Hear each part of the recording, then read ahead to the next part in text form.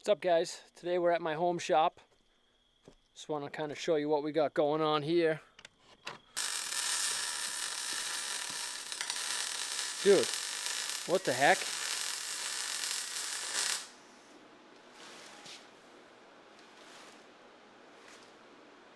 I couldn't find my welding jacket.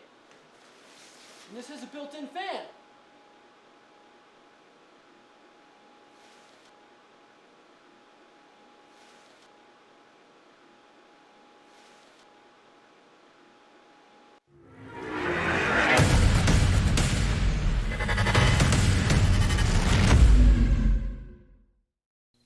What's up, guys? Today on In the Shop, I'm going to introduce you to my LS powered Suzuki Samurai.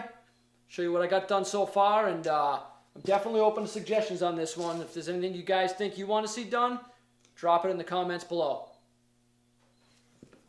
So far on this thing, what we got done is we removed the back half of the cab.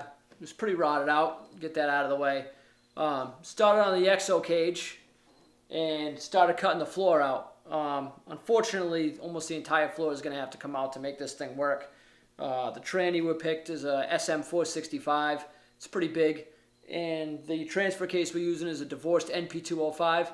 So stuff's going to take up quite a bit of room, and we want to get it up as high in the chassis as we can so we don't have anything hanging low. Aside from that, we got a 4.8 out of a Chevy pickup. I'm really trying to fight the urge to turbo the thing, but depending on how this thing goes, that's what we might end up doing.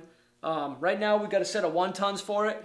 I got a Dana 70 out of a GMC van in the back, and in the front, we're gonna use a Chevy Dana 60.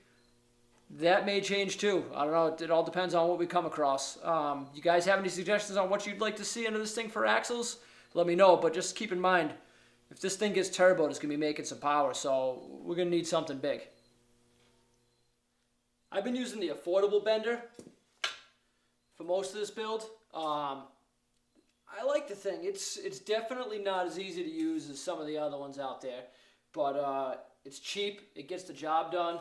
I bought the one that comes with all the dies, so it comes with a 1-inch square, 1-inch round, 1.25 inches, 1.5 inches, 1 5/8, and 1 3/4.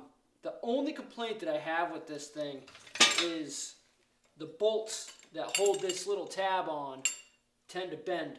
No matter how tight you put them, they bend and they're a real pain to get out. So I went and I bought some extras just so I didn't have to keep messing around with it, because I was in the middle of bending a roll bar and the bolt was just bent beyond use. So I kind of was stuck. So I just bought a handful of them at the hardware store and kind of saved my butt. I change them out once they start to get a little bit bent and go from there. For a welder, I've been using this Cornwell multi-process. It's pretty cool because it can run on 110 or 220 depending on what you have access to, or if you need to do a small job around the house and you only have access to a 110 plug, you can run it on a heavy-duty extension cord and still get some light jobs done. But I bought it as a whole package deal. This one can do TIG steel.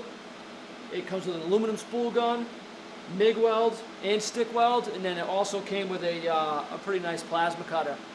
My favorite part about this thing is it's hard to mess up a weld with it. You go right through the whole menu, you set it to the metal thickness you want to use, you set it to the wire thickness you're using, the gas type you're using, and the machine does the rest of the work. It automatically sets the voltage and everything right to where it needs to be. It just doesn't get much simpler than this welder.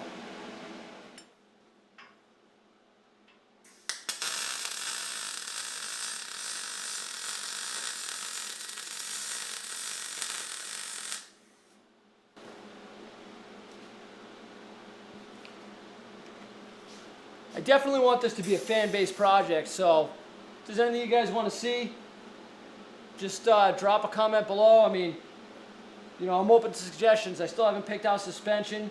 Still tossed up on if I want to do a turbo or not. If there's anything you guys, wish you could do in your own project but just don't have the time or the budget, let me know. I'd love to incorporate it into this thing and try to keep you guys happy.